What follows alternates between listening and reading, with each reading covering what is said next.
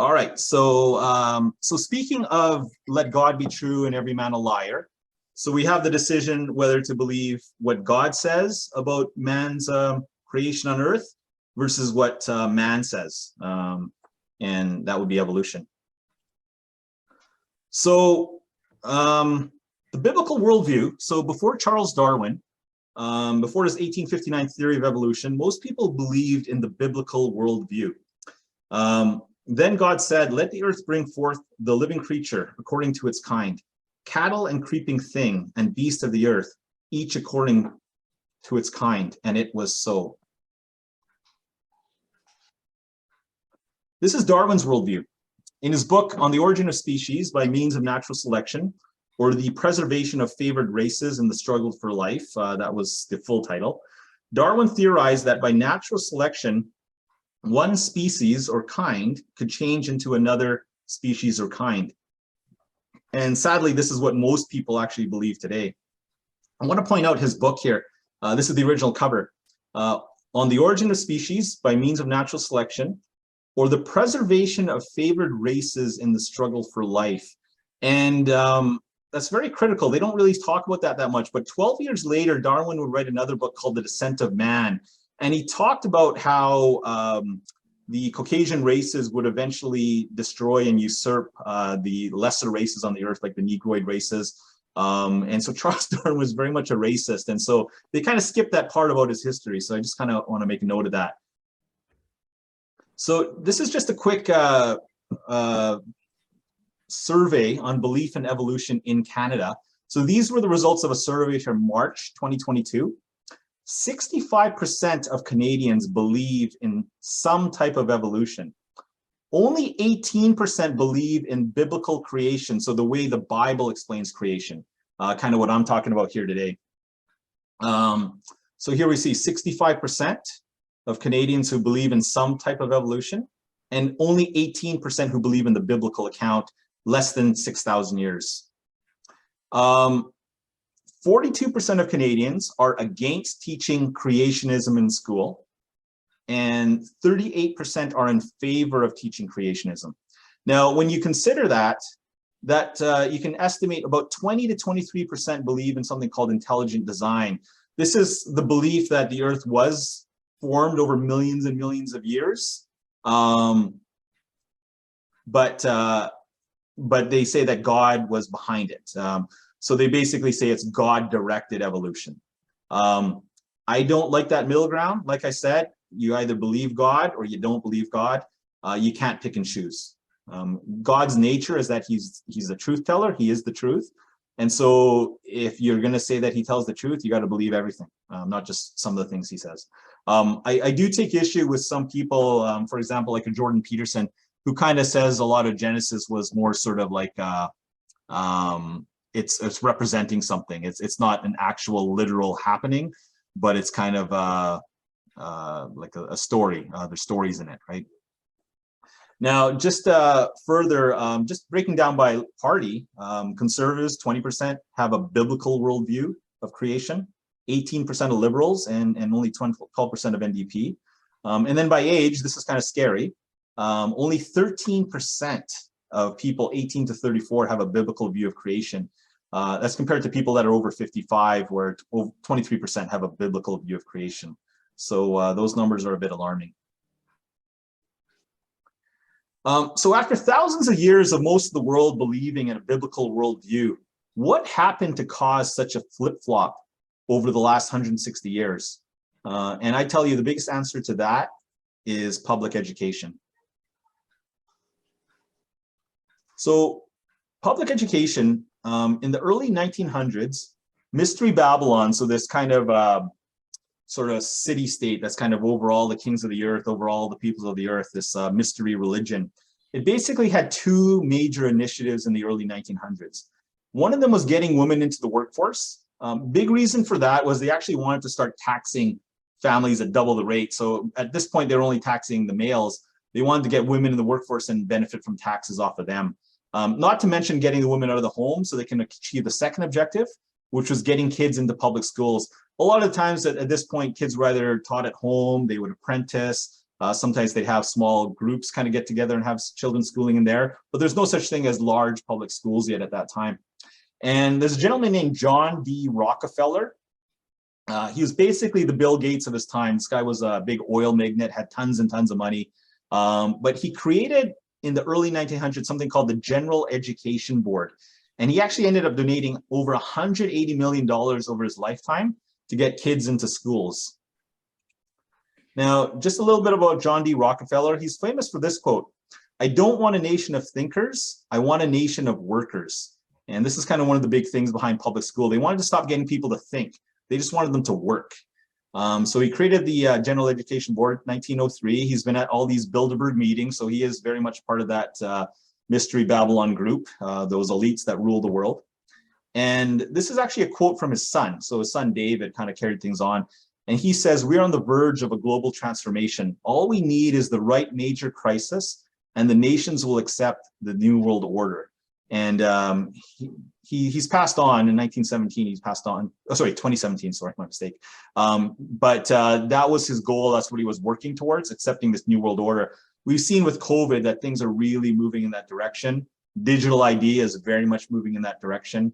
And so we're sort of seeing the fruits of these guys' labors, these things that these guys have worked for. And the way these guys think, they don't think of their own lifetime. They think of ruling in perpetuity through their offspring. And that's kind of how their minds operate. So a little bit different than most humans. The other thing about John D. Rockefeller is they actually teamed up with Andrew Carnegie. He was a steel magnate. And they bought all the medical schools in the US. And that's why the medical schools are very much trained under certain curriculums, certain thought processes. Again, I would tell you that a lot in the past, doctors were independent. They were thinking, they're trying to figure things out for themselves. And now it's kind of, they kind of point to authority and tell them that that's how you should do things. So let's talk about public education and what does school really teach children? What school teaches is that truth comes from authorities, not God. Schools teach that intelligence is the ability to remember and repeat. They don't want you to think. They just want you to remember and repeat. And that's what kind of gets you the pat on the back. Accurate memory and repetition are rewarded. To pass the test, you got to be able to memorize and repeat what they told you. You pretty much got to be like a parrot. And this is kind of one of the problems with people that are taught in public school is that when you talk about things like evolution, if that's all they were taught on their whole life and what they grew up learning and memorizing all these facts about this dinosaur, that dinosaur, they can parrot no problem, but to think separately outside of that, it's a challenge for them. They're not trained or equipped to do it. And it takes a lot of humility and a lot of humbling to be able to sort of think outside that box. And so don't get frustrated with these people. A lot of them are the product of their environment.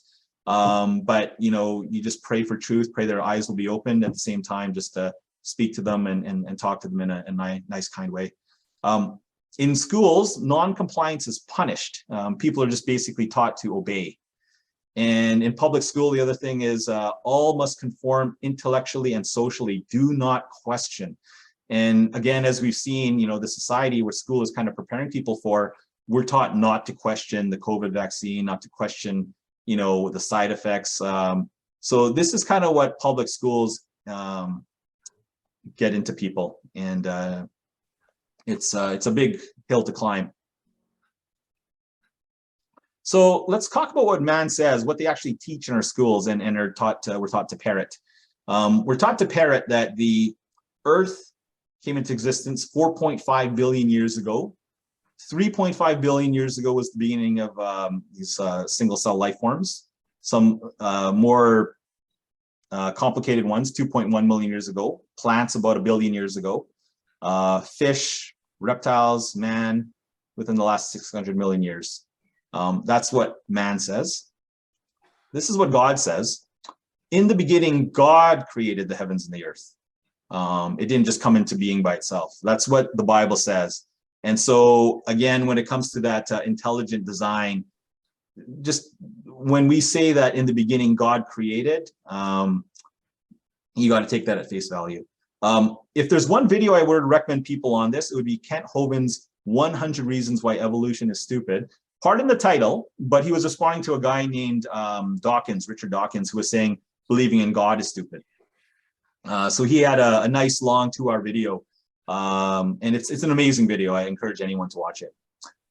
As a former science teacher, he points out all the lies and errors in the school textbook. So he used to teach this stuff, and he sees all these lies and errors. I'll tell you guys, I took a zoology degree, so I actually bought all this evolution stuff hook, line, and sinker.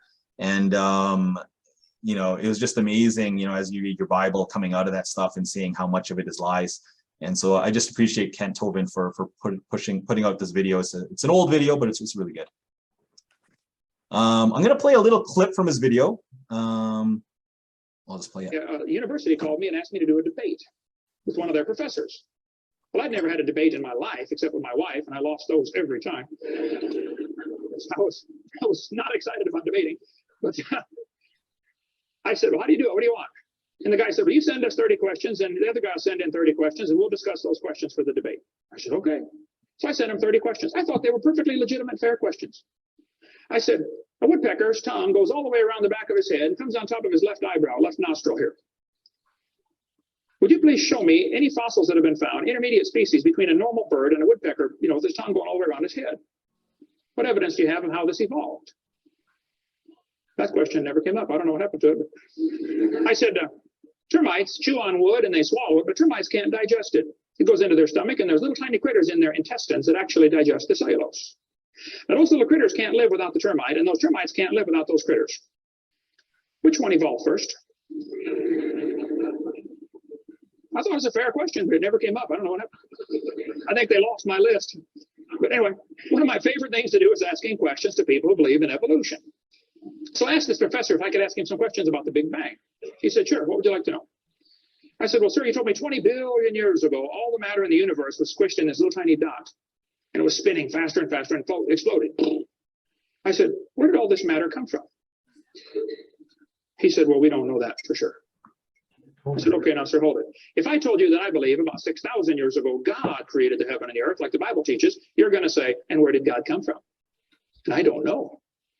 But you said 20 billion years ago, there was a Big Bang, and you don't know where the dirt came from. So basically, I believe in the beginning God, and you believe in the beginning dirt. Don't tell me my theory is religious and yours is science. Oh, no, sir, they're both religious. University. Oops. So I like his style, and he basically will ask evolutionists questions, and you'll find that a lot of them they can't answer. And so when you can't answer something, you know, you have to sort of question, well, why do you believe it then? You know, it doesn't make sense. It doesn't follow. And so one of the big questions we can ask evolutionists is, how does life come from non-life? You know, they talk about this primordial soup and all the right conditions and lightning, and maybe there were aliens involved who kind of seeded some DNA, but it just doesn't add up. They've never been able to do this. They've maybe made some proteins by mixing some stuff and hitting it with electricity, the Miller-Urey experiment, but they haven't gone to show how life can come from non-life.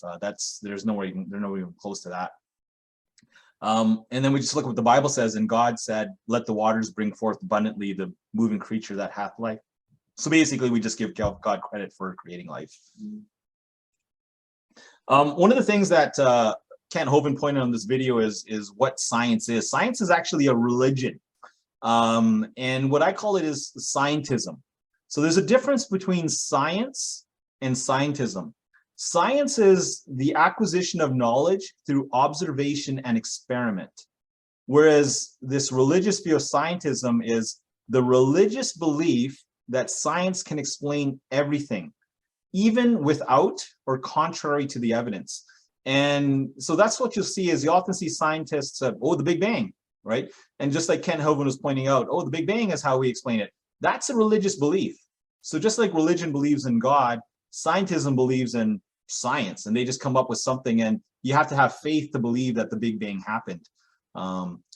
Science starts with a hypothesis and tests to see if it can be supported. Scientism starts with an assertion and demands that you believe it. They say that, oh yeah, monkeys turn into men, and they just want you to believe it. There's no evidence for that. There's really nothing out there that says it. You know, we need to start with a hypothesis and test it and see how observation supports it. But science starts off with the insertion and demands that you believe it. Science encourages questions. So science wants people to speak up and ask things, and we'll add on to our body of knowledge and come up with the truth based on what we can observe and see. But scientism starts to persecute those who question it. Scientism, the vaccine is safe and effective. And anyone who questioned that, that's not science. We weren't allowed to question it. But scientism would persecute those who question it. So scientism is a religion unto itself. The saying, trust the science, or sometimes we've heard that saying, in God we trust. You'll see some people say in science we trust. And that's why I say, just keep that in mind, that there's a difference between science and the religion of scientism. And you'll see that a lot of people, what they think of science is actually just scientism.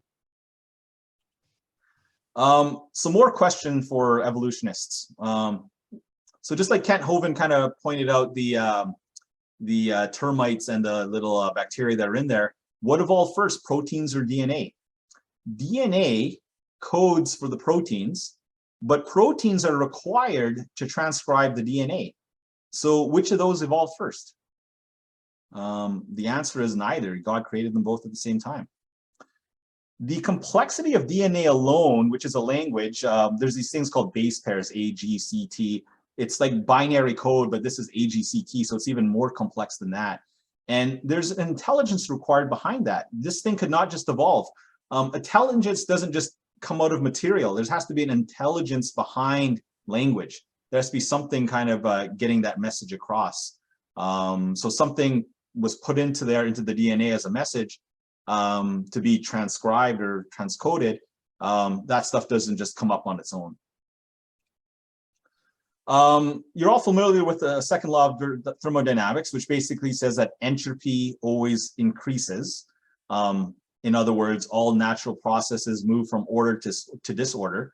The way to think of it is this is like a kid's room. The kid will clean up their room, and then the natural order of things is for that room to get messy again. And so evolution is trying to tell us, well, no, things can go from disorderly to orderly. We can make bacteria into humans. We can create more order, less entropy, and that just defies the second law of thermodynamics. So that should actually throw evolution out the window right there.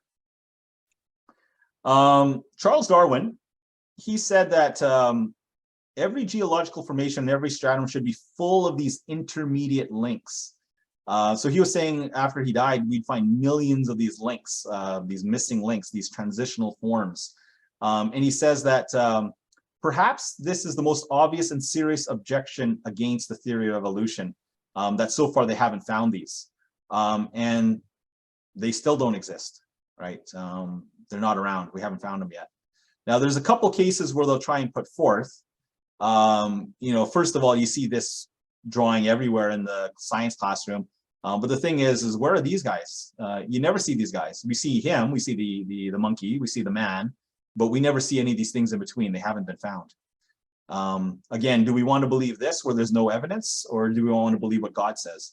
And the Lord God formed man of the dust of the ground and breathed into his nostrils the breath of life, and man became a living soul. That makes a lot more sense than this.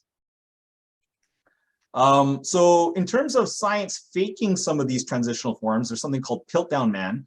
And Kent Hovind describes how Piltdown Man was basically the orangutan jaw attached onto a human skull.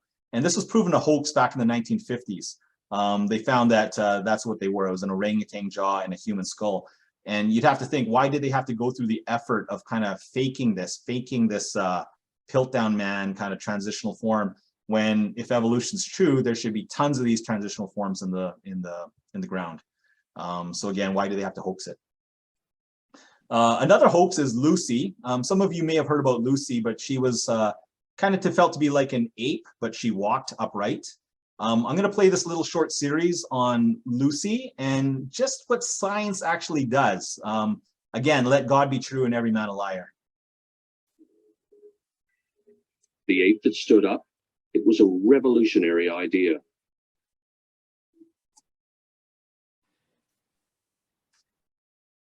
We needed Owen Lovejoy's expertise again, because the evidence wasn't quite adding up. The knee looked human, but the shape of her hip didn't. Superficially, her hip resembled a chimpanzee's, which meant that Lucy couldn't possibly have walked like a modern human. But Lovejoy noticed something odd about the way the bones had been fossilized. When I put the two parts of the pelvis together that we had, this part of the pelvis has pressed so hard and so completely into this one that it caused it to be broken into a series of individual pieces, which were then fused together in later fossils. So you see, they were broken and they don't fit together properly. They did speculate in the program as to exactly who was responsible for breaking the hip. And current scientific evidence suggests perhaps a deer stepped on it. Here you can see a deer foot stepping on the bone. Isn't that a bummer? Let's see where it goes from here. This has caused the two bones, in fact, to fit together so well that they're in an anatomically impossible position. The perfect fit was an illusion that made Lucy's hip bones seem to flare out like a chimp's. But all was not lost. This is a power saw, friends. You may want to put your goggles on. Lovejoy decided he could restore the pelvis to its natural shape.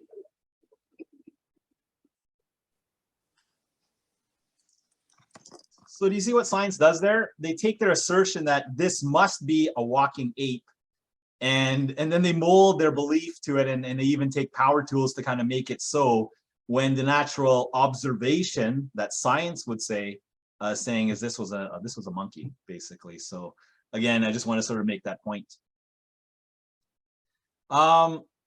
So again, a few other evolution questions. One kind has never evolved into another kind, as this never happened. They've been doing fruit fly experiments for over a century now, and they've never found anything more than a fruit fly. Dog breeding, you know, you have the limited genetic information there, but you'll never be able to create anything other than a dog, no matter how many millions of years you might try. The big thing to remember is that Darwin, when he showed the finches with the different beaks that were adapted to different environments, what they were showing was something called microevolution, where sure enough, the natural selection, the environment can kind of cause certain things to benefit, certain traits to kind of come out. But nothing has ever shown macroevolution, one species changing to another, one kind changing to another. Just some more questions about evolution. You know, they often will say that, you know, the fossils will date what the geological record is, the different layers, but they actually say that the geological layers will actually dictate what fossils you'll find in it. And it's a form of circular reasoning. You know, and the truth is there actually is no geological record other than in a textbook. These layers of strata, they're all theorized. They're not actually what reality shows. Reality often will show a mishmash of fossils all in different places. Sometimes the fossil record is actually flipped upside down in certain places like mountains and things like that. And what it really does show is that there's a lot of credence to a worldwide flood, is the better explanation for why we're observing those things. Again, they come in with the assertion millions of years and different layers, but the observation and the experiment will actually reveal the opposite. So again, just another example, these sedimentary layers that you see here, what they would say to you, what man would say, is that those deposited over millions of years. The truth is, this actually deposited within hours to days after the Mount St. Helens eruption in 1980. So this formed shortly after. And you know, if they didn't know about Mount St. Helens, geologists would come by and say, oh, this was deposited over millions of years, when in fact they'd be actually quite wrong. Some more questions about evolution. We're often told that dinosaurs were millions and millions of years ago. You hear that in the TV shows, movies all the time, millions and millions of years. But there's actually a lot of good evidence to show that these things are actually fairly recent. This is from a temple in Cambodia. It looks very much like a stegosaurus. This is found in Peru, and it's basically a man riding on what appears to be a triceratops. This one here is from Mexico. It's from a dig in Mexico, archaeological dig. And again, there's a man appeared to be riding a triceratops. This is from some pottery in Mesopotamia, kind of where close to where Iraq is these days. And you'll see here what looks very much like a brontosaur. The Bible actually mentions Leviathan, it mentions Behemoth. behemoth with the tail of a cedar would pretty much be like a brontosaurus. So these things did exist. Men saw them. They're kind of referred to being as existing millions and millions of years ago. This one here, actually, very interestingly, is a human foot with a dinosaur stepping on it. You can see the dinosaur even displacing some of the dirt around the footprint.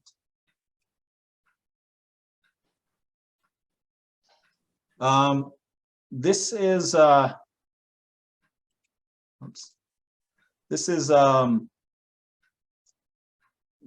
bunch of historical records about dragons being found all throughout the earth.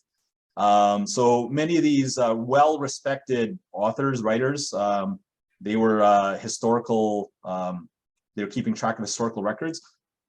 So many of them encountered dragons. Alexander the Great encountered one, St. George, you know, Titus Flavius mentions it, Josephus mentions it, Marco Polo actually mentions encountering dragons. So dragons did exist, and you got to think, you know, the Chinese zodiac, you know, why would it have 11 real animals and one fake one, right? One imaginary one. Dragons did exist at one point. Almost done here. Here's another question for evolutionists. How does a 68 million year old T-Rex fossil found in the 1990s still have living tissue? After 68 million years, there's no way there'd be living tissue in there. Again, it just kind of points to an age closer to in the thousands of years range, not the millions. So there's a startling find by Mary Schweitzer, a researcher, which should put the evolution debate to rest. And just for the record, these things were not found on any ice. These were just regular fossils. And there are some very dramatic examples that dinosaurs did not die out millions of years ago. Beginning in 1993, Dr. Mary Schweitzer found red blood cells in a dinosaur bone. This is from a T-Rex here. Since that time, dozens of discoveries of soft tissue have been found in dinosaur bones. Yeah, blood vessels, dinosaur proteins, collagen, and even dinosaur DNA has been discovered. All right, Jurassic Park, here we come. All right, so that's the end of that section. We'll get on to the Nephilim next.